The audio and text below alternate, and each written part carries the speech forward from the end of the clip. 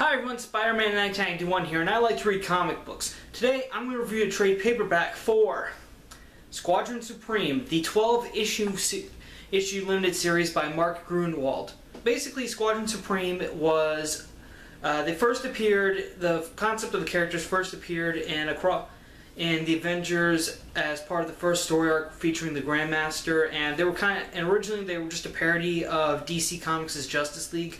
But then eventually the characters did return, and eventually Marvel kind of created their own alternate Earth called Earth 712, and eventually the team did star on the Defenders for a while until their last appearance involved the Defenders teaming up with the Squadron to deal with the supervillain called Overmind on their world, which left it in a post-apocalyptic state.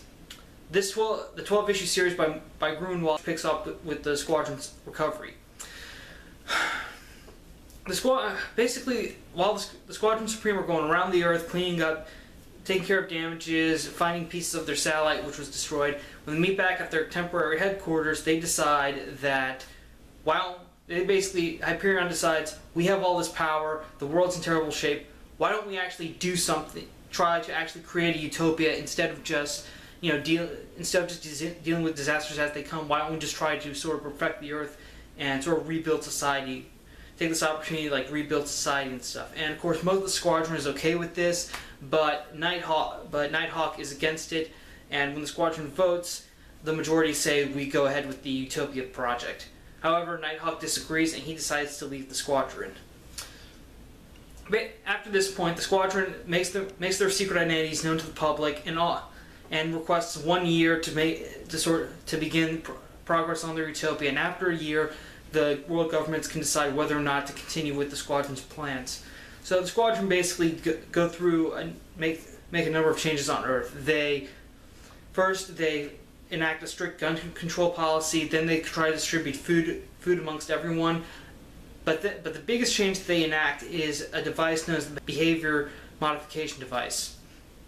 Basically, this device was designed so that they could basically sort of change a criminal's mind to repress their criminal impulses and make them functioning members of society.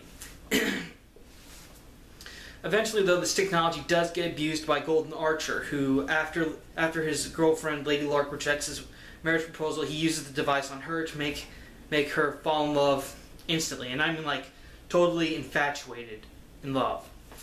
Eventually Golden Archer's actions were discovered, and he leaves the Squadron. Then Squadron member Amphibian is also dissatisfied with this project, so he eventually quits the team as well. Meanwhile, while the Squadron is changing the world, Nighthawk is slowly building up his own team of former Squadron members and also new superpowered beings to help take care of the Squadron.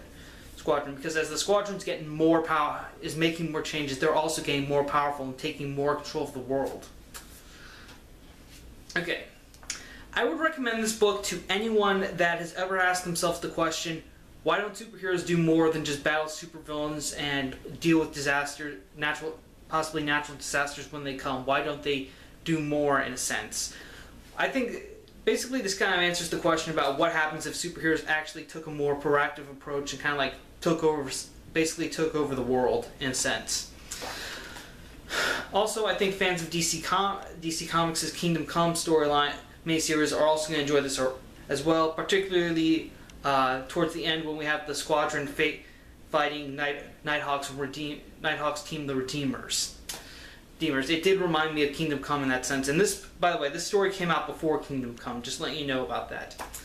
And also a fun fact about this story, about the author Mark Gruenwald. In 1993 he passed away due to a heart attack, and one of his final requests was that his body would be cremated and used in the printing of a comic book.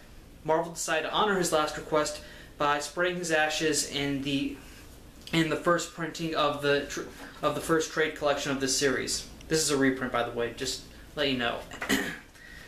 So yeah, honestly, Squadron Supreme, it's a great book. It definitely it definitely looks at one of the bigger questions of being a superhero. What happens if they actually took over the world? And I think a lot of stories, and it is reminiscent of Kingdom Come, as well as most recently Injustice, Gods Among Us. So I think if you like any of those stories, you'll definitely enjoy this book. So thanks again for watching. If you like this video, check out my other videos. I also do weekly comic books. I also review other graphic novels. If you like my channel, please subscribe. To all my subscribers, old and new, thank you for watching and sticking with me. I'm Spider-Man 1991 saying see you later.